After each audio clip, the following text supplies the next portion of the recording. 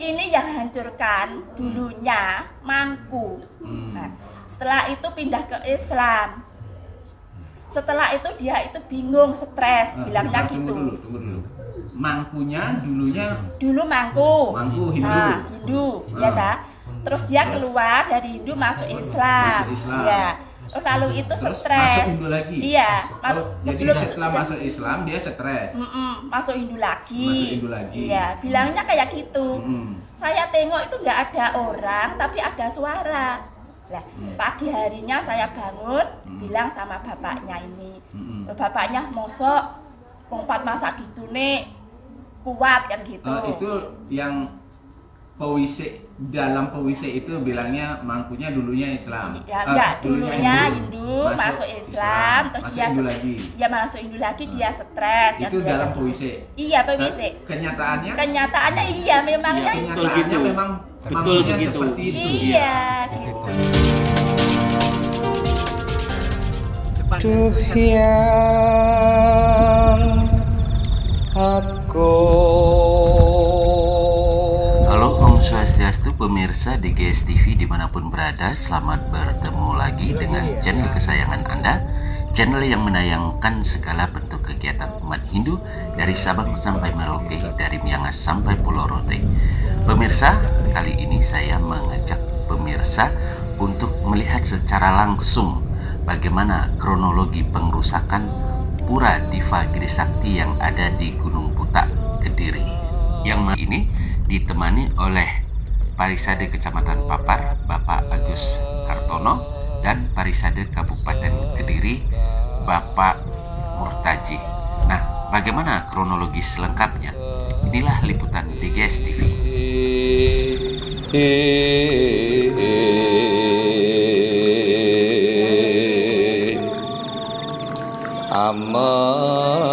Amemuji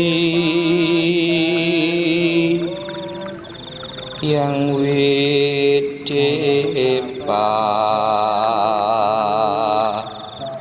rengmu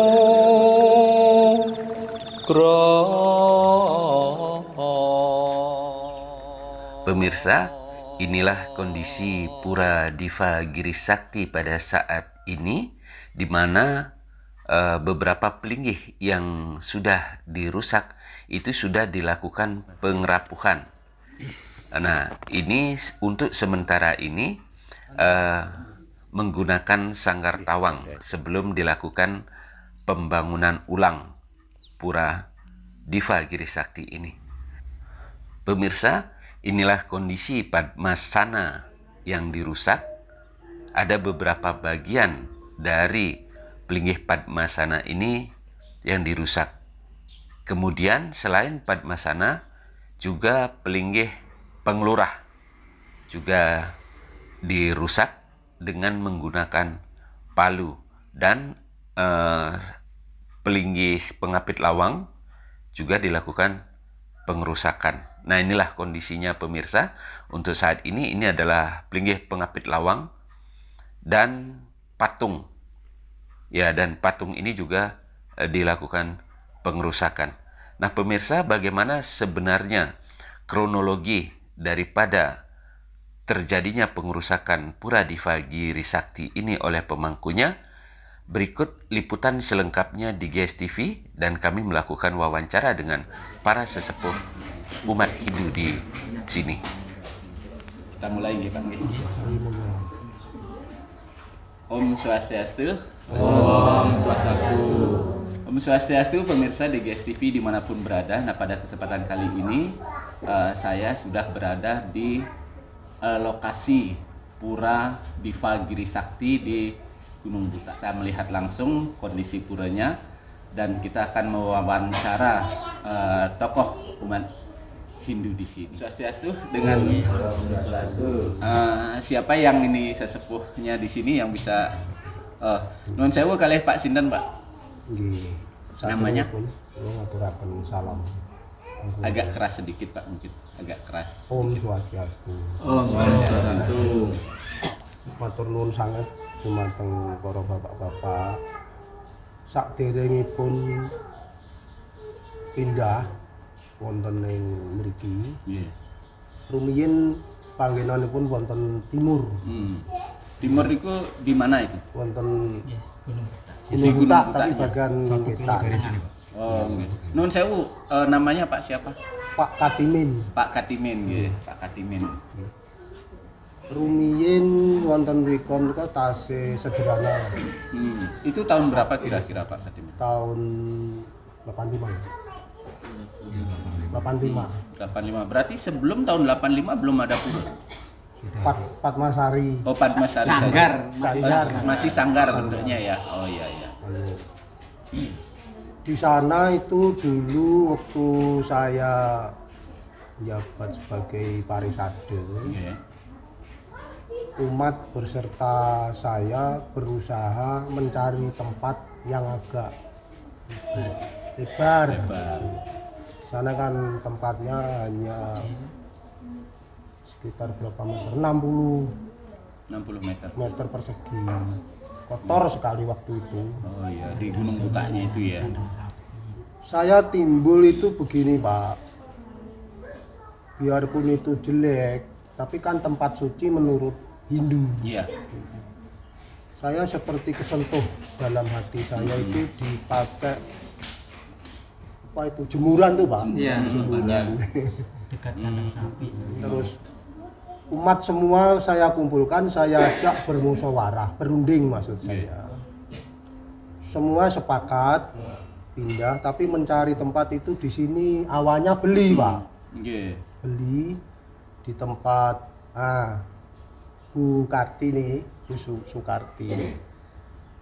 Mintanya tanah itu 3 juta. Zaman itu. Iya, waktu Tahun itu. Tahun 85. 84 85 itu lah. Ya betul itu ya Bu, Bu. Ya, sampean kan jadi saksi juga. Kesempatan waktu ada diskusi seperti ini didengarkan sama Bapak Haji. Parisade.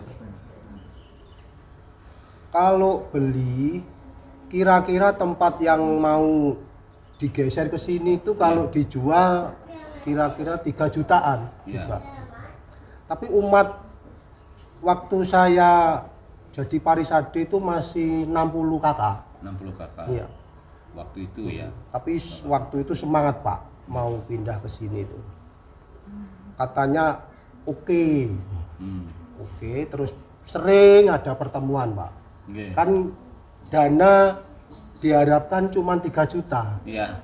Nah itu kalau pakai beli tanahnya aja kan sudah ndak ada apa itu. Terus akhirnya pokoknya yang penting pindah. Entah besok nggak tahu apa yang kita bikin buat lagi.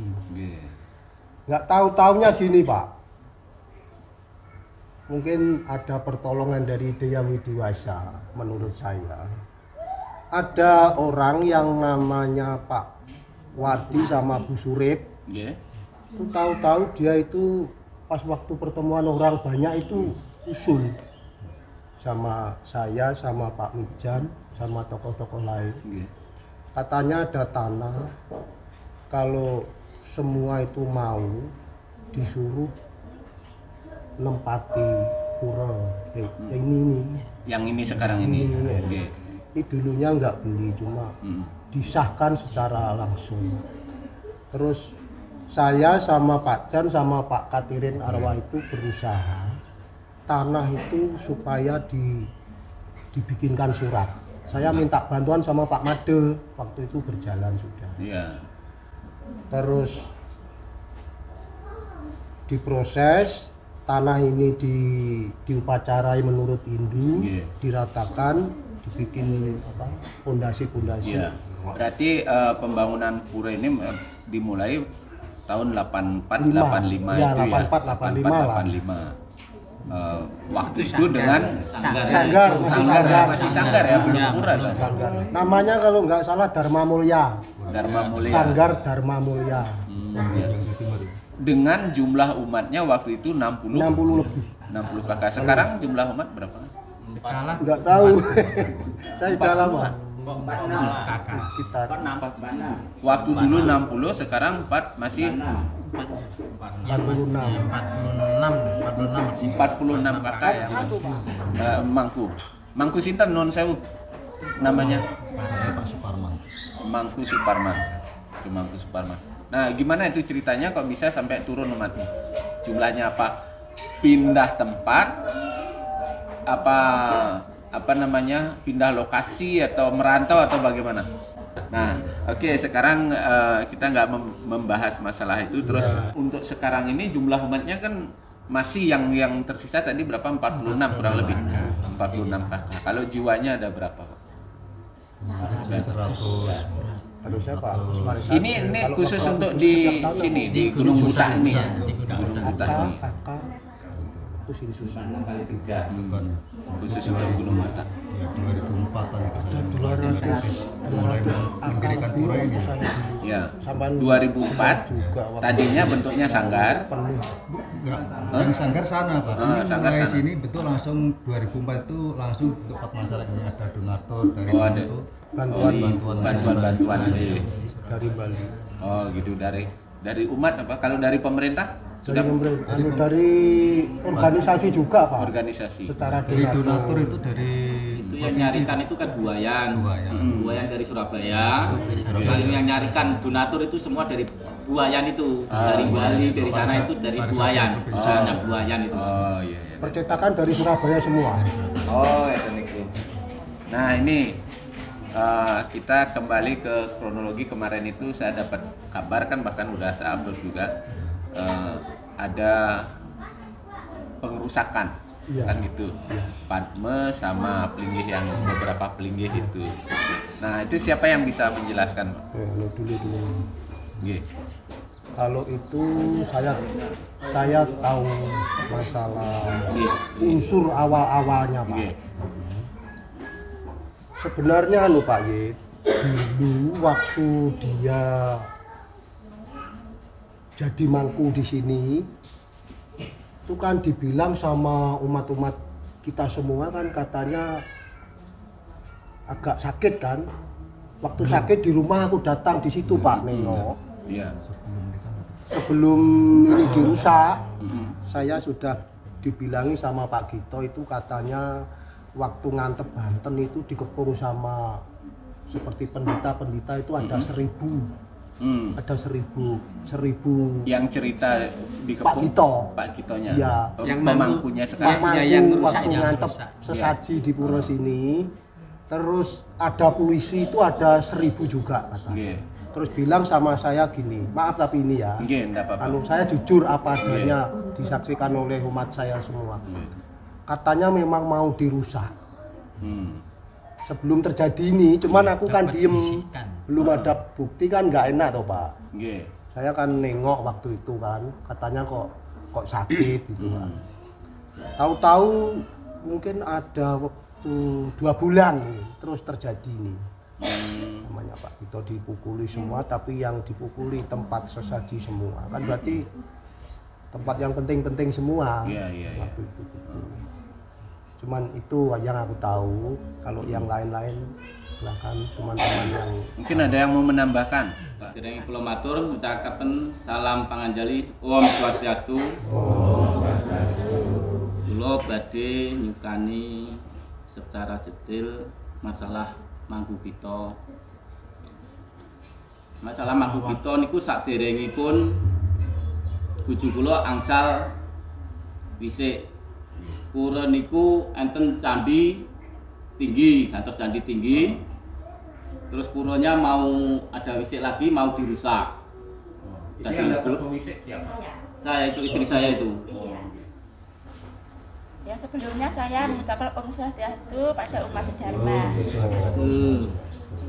Ya sebelum kejadian itu saya sudah ada penglihatan atau wisik Pak.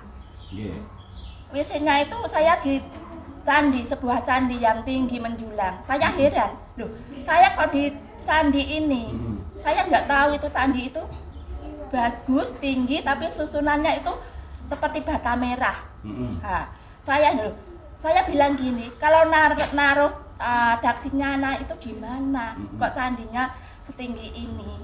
Nah, setelah itu ada lagi bayangan saya buat daksina 2. Beberapa hari lagi ada kayak kala itu banyak sekali. Ulo itu loh Pak, nah, itu banyak. Ada yang 3 itu yang hebat. Nah, selepas itu saya melihat pura itu hancur. Oh gitu. Iya, itu kan beruntunan gitu. Nah, setelah itu saya kesini itu ya sebelum hari Kliwon, Rabu Kliwon. Ada leluhur dari atas dari Gunung Kuta itu naik satu engkel itu engkelnya sudah tua reot gitu ke tempat saya heran gini loh, saya nggak ada acara apa-apa, nggak ada hari raya, kok semua yang di atas itu semua datang ke tempat saya. Saya bilang sama bapaknya, nah itu terus saya berapa hari 3 hari kemudian hancur Patma itu Pak, saya kesini sudah hancur. Berarti 3 hari sebelum terjadi iya. Ibu dapat puisi itu. Iya. Iya. Terus waktu itu sudah hancur, saya pulang jam 11. Iya. Jam 11 saya itu sini sudah ramai, bingung siapa yang hancurkan kan. Saya pulang, saya dapat puisi lagi. Tiba-tiba ada mobil naik ke rumah, naik ke pelataran. Saya tengok nggak ada mobil, tapi ada orang bicara. Nah, ini yang hancurkan dulunya Mangku. Nah, setelah itu pindah ke Islam. Setelah itu dia itu bingung, stres, bilangnya gitu. Tunggu dulu. Mangkunya Dulu Mangku. Hindu. Nah, Hindu, ya dah. Terus dia keluar dari Hindu masuk Islam. Ya. Terus lalu itu stres. Masuk Hindu lagi. Iya. Jadi setelah masuk Islam dia stres. Masuk Hindu lagi. Iya, bilangnya kayak gitu. Saya tengok itu nggak ada orang, tapi ada suara. Lah, pagi harinya saya bangun, bilang sama bapaknya ini. Bapaknya mosok lompat masak gitu nih, kuat kan gitu. Itu yang dalam puisi itu bilangnya Mangkunya dulunya Islam. Ya enggak, dulunya Hindu, masuk Islam, terus masuk dia Hindu lagi. Ya masuk Hindu lagi, dia stres kan. Itu dalam puisi. Iya, puisi. Kenyataannya iya memangnya Betul begitu. Seperti itu. Iya, gitu. Masalahnya pagi saya bilang bapaknya, terus datang ke rumah adik, bilang,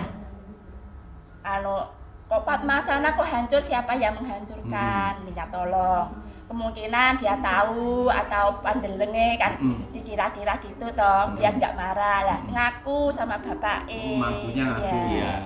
Saya yang merusak gitu. Oh, gitu. Nah, masih posisi sebagai Mangku. Sudah enggak. Sudah Berapa tahun lepas dari Mangku. Setelah dia memang kenyataannya dia pernah jadi Muslim, jadi masuk Islam kan gitu. Terus balik lagi jadi Mangku. Enggak, cuma jadi umat. Jadi umat. Ya. Oh begitu. Oh iya, berarti udah ketahuan benang merahnya ya seperti itu. Karena memang banyak sekali yang kejadian-kejadian seperti itu. Iya. Kan ada bisik-bisikan itu. Katanya gitu. ada bisik yang Dia kuat. setelah jadi umat baru merusak puranya. Iya. Sakit. Jadi bukan pemangkunya yang Bukan. mantan Mangku. Mantan Mangku. Ya. Ya, kan dulu yang jadi Mangku kan waktu berapa tahun. 5 tahun. Ya ini perlu kita tegaskan ya pada pemirsa di GSTV bahwa dulu dia pemangku, setelah itu keluar masuk Islam. Iya. Udah gitu Terus masuk Hindu lagi sebagai umat biasa. Iya. Masuk Islam 1 tahun, Pak. 1 tahun. Ya nggak pernah ke apa itu? Ke masjid ya nggak pernah. Nggak pernah. Istilahnya cuma bingung itu aja. Bingung masuk Ada Islam. bisikan gini. Terus masuk Hindunya melalui proses dibidani atau enggak? Belum. Enggak. Nah itu yang mungkin penyebabnya. Iya. Waktu itu kan posisi sakit, Pak. Sakit orangnya juga. Oh sudah sakit. Iya, Sakit, sudah stres sakit. itu loh, Pak. Ada bisikan-bisikan Ada gitu loh. bisikan-bisikan. Ini yang perlu kita ketahui juga. Sakitnya itu setelah keluar dari Mangku, setelah masuk Islam atau sebelum Keluar dari Mangku. Dia stres, depresi lah. Iya, depresi. Oh, iya. Depresi namanya ya. Iya. Nah, apalagi yang mau Berarti- ditambahkan? Monggo, Bu. Setelah itu bagaimana? Iya. Setelah terjadi Sudah. perusakan, Sudah. Dia mengakui. Ya, dia mengakui semua. Ditanya sama Pak Intel, Pak Kamituo, itu juga ya udah ngaku dia. Palunya juga itu dikasih Pak, kecil gitu. Nah demikian pemirsa bincang-bincang kami dengan para tokoh dan sesepuh umat Hindu yang ada di Pura Diva Giri Sakti di Gunung Buta. Mungkin ini sudah menjadi satu kehendak alam, jadi kita tidak perlu mencari siapa yang salah, siapa yang benar. Tetapi dengan kejadian ini, sekarang umat Hindu Nusantara jadi lebih tahu bahwa di sini, di Gunung Buta, masih banyak sekali umat Hindu. Demikian bincang-bincang kami, semoga bermanfaat. Sukses atas perhatiannya. Mugi Sami Rahayu, jayalah Hindu Nusantara. Om Santi Santi.